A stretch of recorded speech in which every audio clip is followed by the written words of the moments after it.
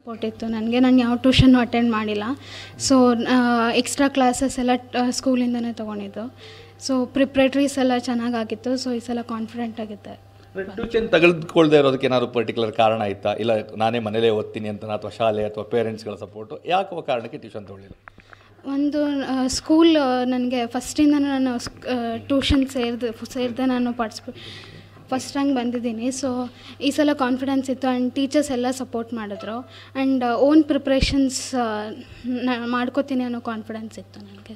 SSLC ಅಂತ ಹೇಳಿದ್ರೆ ವಿದ್ಯಾರ್ಥಿಗಳ ಜೀವನದ ಮಹತ್ವದ ಘಟ್ಟ. ಸೊ ಹೀಗಾಗಿ ಸಾಕಷ್ಟು ಟೆನ್ಷನಲ್ಲಿ ಇರ್ತಾರೆ. ಓದುವಂಥದ್ದೇ ಎಷ್ಟು ಗಂಟೆ ಓದಬೇಕು ಅಂದರೆ ತಾವು ಎಷ್ಟು ಗಂಟೆ ಓದ್ತಾ ಇದ್ರಿ, ಮತ್ತು ಯಾವ ಸಮಯದಲ್ಲಿ ಓದ್ತಾ ಇದ್ರಿ ಅಂತ? ನಾನು ನೈಟ್ ಪ್ರಿಫರ್ ಮಾಡ್ತಿದ್ದೆ. ನಂಗೆ ಬೆಳಗ್ಗೆ ಎದ್ದು ಓದೋ ಅಭ್ಯಾಸ ಇರಲಿಲ್ಲ. ಸೊ ನನಗೆ ಎಷ್ಟೊತ್ತಾಗುತ್ತೋ ಅಷ್ಟೊತ್ತು ಓದಿ ನಾನು ಮಲ್ಕೋತಿದ್ದೆ. ಆದರೆ ನನಗೆ ಸ್ಯಾಟಿಸ್ಫೈ ಆಗೋ ತನಕನೂ ಓದ್ತಿದ್ದೆ ನಾನು. ಸೊ ಸ್ಯಾಟಿಸ್ಫೈ ಆಗಲಿಲ್ಲ ಅಂದರೆ ಕಂಟಿನ್ಯೂ ಮಾಡ್ತಿದ್ದೆ, ಎಷ್ಟೊತ್ತಾದರೂ ಆಗ್ಬೋದು. So it might be 2 o'clock 3 o'clock ಆದರೂ I use to study at night. Congratulations. ಯಾರು ಹುಡುಗ? ಮದುವೆ ಅಲ್ಲ, ಬಿಸ್ನೆಸ್ ಸ್ಟಾರ್ಟ್ ಮಾಡ್ತಾ ಇದ್ದೀನಿ. ಹೌದಾ? ಹೇಗೆ? Boss Vala. B the boss. So ಅಷ್ಟೇ.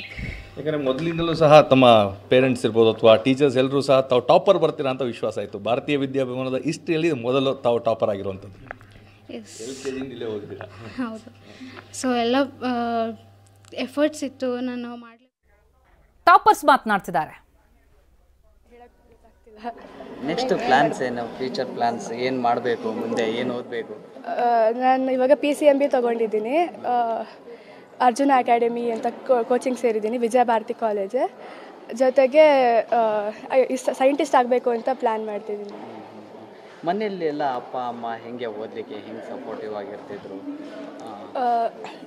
ಎಕ್ಸಾಮ್ ಟೈಮಲ್ಲಂತೂ ನೀನು ಆರಾಮಾಗಿ ಓದು, ಏನು ಅಷ್ಟೊಂದೆಲ್ಲ ಟೆನ್ಷನ್ ತೊಗೋಬೇಡ ಅಂತೆಲ್ಲ ಧೈರ್ಯ ಹೇಳ್ತಿದ್ರು.